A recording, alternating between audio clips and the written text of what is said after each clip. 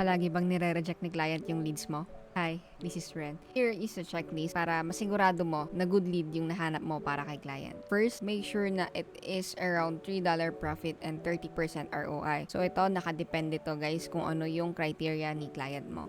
Pero mas mataas na profit, mas mataas na ROI, so mas mataas yung chances natin na kahit mag-vary yung price, for example, mag-input tayo ng sales tax, ng shipping cost and everything, meron tayong malinis na profit. So, hindi tayo magdi-deficit kahit na magkaroon ng changes sa buy cost. So, para magkakaroon ng allowance yung lead mo. So, as much as possible, try to keep it at $3 profit and 30% ROI. Next is confirm that the item is actually the same. Description, yung size, yung fabric, for example, kung clothing siya, kung cotton ba, kung ganong description ng product, make sure na same sila ni source at saka si Amazon. Kasi meron yung mga iba na akala natin sobrang parehas sila, pero kapag tinignan natin yung ibang details sa listing, magkaiba pala sila ni source. So take note nyo na magkaparehas dapat sila. Next is make sure it moves. Dapat masigurado natin na gumagalaw yung product at hindi siya stagnant. Make sure na mataas yung estimated sales and check natin yung FBA stocks or yung stocks ng mga nandun sa listings kung nababawasan naman ba sila. Kasi yun yung gusto natin, gusto ni client at gusto natin, 'di ba? Na hindi tatagal sa inventory natin yung leads na binibili natin. So, dapat gumagalaw siya. Another is, make sure that the listing is safe. So, syempre, iwasan natin yung brand na nagsisell doon sa listing and iwasan natin yung mga IP complaints. So, paano natin siya malalaman? It's either meron kayong extension tool or makikita nyo siya sa Kipa, yung offer counts, kung merong massive drop ng sellers or biglang nagkaroon ng straight line sa offer counts doon sa Kipa chart, ibig sabihin,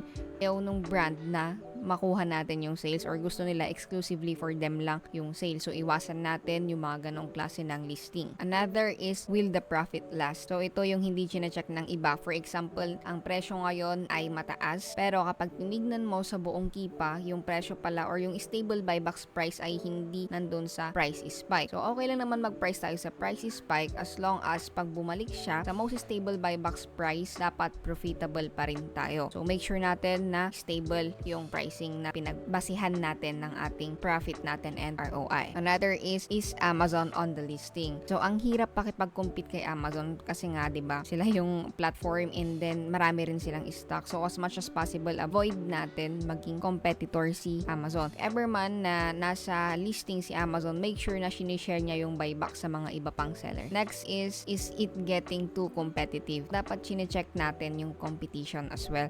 Kasi 'di ba, supply and demand. Kapag dumadami yung supply and konti lang yung demand, babagsak talaga yung presyo ng isang product. So, dapat i-make sure natin na, syempre, nakikipag-compete sila sa buybox eh. So, habang parami ng parami yung mga sellers na pumapasok sa isang listing, pababaan ng presyo yung mga yan para ma-win yung buyback. So, as much as possible, i-check natin, no, kung healthy pa ba yung competition within that listing. Next is quick checks. Make sure natin, no, na hindi siya a hazmat or hindi siya mahirap i-list. Eligible tayo to sell. Another is hindi siya meltable, such as chocolates, gummies, yung mga ganong klase ng product kasi may tendency na mag-melt yon kapag matagal maibenta. Another is kapag oversized or awkward na i-ship siya, sobrang laki and OA na, and sa tingin naman natin hindi siya mabebenta ng ganon kabilis. So, iwasan na rin natin yung mga ganong klase ng products. Lastly, make sure na si supplier ay legit. So, dapat yung source natin or yung sourcing site natin ay credible at hindi basta-basta. So, one way to check it is use Trustpilot para ma-verify natin if legit. Usually yun talaga yung ginagamit nila. Another way is i-check natin yung mga social media na nakalink doon sa source natin. And also, tingnan natin kung may physical store siya. Ilan lang yun sa mga checklist na dapat yung tignan kapag kayo ay nagsusource. Pero kapag sinundan nyo ito, mas mataas yung chance na ma-approve yung mga leads nyo. Like and follow for more tips.